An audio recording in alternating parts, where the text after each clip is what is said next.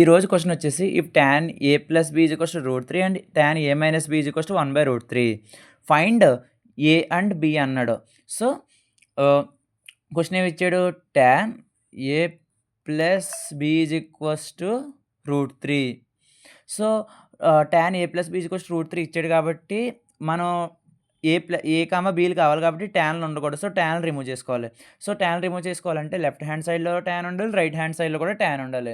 So అప్పుడు మనం ట్యాన్లో కన్వర్ట్ చేసుకోవాలి. రైట్ హ్యాండ్ సైడ్లో కూడా tan A plus B is equals to √3 రాసుకోవచ్చు. ట్యాన్ 60గా రాసుకోవచ్చు కదా.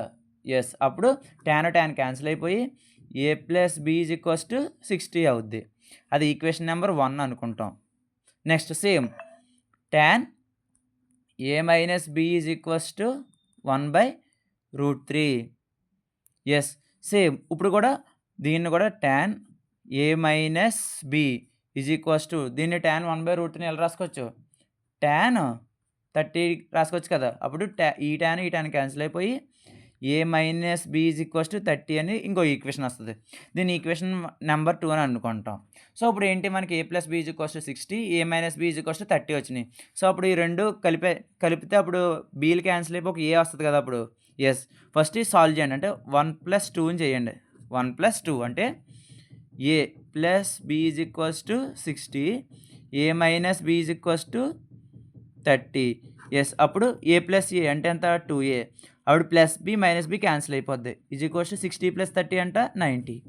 Yes, 2a is equals to 90 వచ్చింది. మనకి ఏ కావాలి కాబట్టి ఆ 2ని అందులో పంపితే 90/2.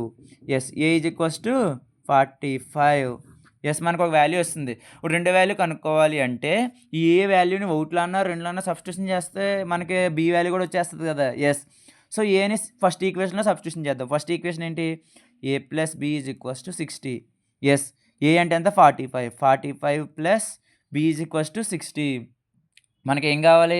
ఏ బి వాల్యూ కావాలి కాబట్టి 45 అవతల పంపించేస్తాం. b ఈజ్ ఈక్వల్స్ టు 60, ఈ 45 అవతల వెళ్తే మైనస్ అవుద్ది, -45.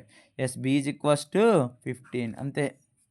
a is equals to 45, b is equals to 50. మన ఆన్సర్ కరెక్టా రాంగ్ చెక్ చేసుకోవడానికి ఇక్కడ చూడండి.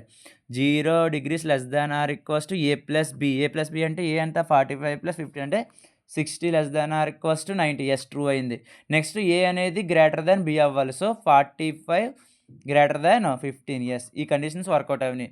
సో మన ఆన్సర్స్ అనేది కరెక్ట్ అండి. ఎస్, మనకి ఈ వీడియోని మీకు నచ్చినట్లయితే లైక్ చేసి, షేర్ చేసి, సబ్స్క్రైబ్ చేసి మన ఇన్స్టాగ్రామ్ పేజ్ కూడా ఫాలో చేయండి. Thank you.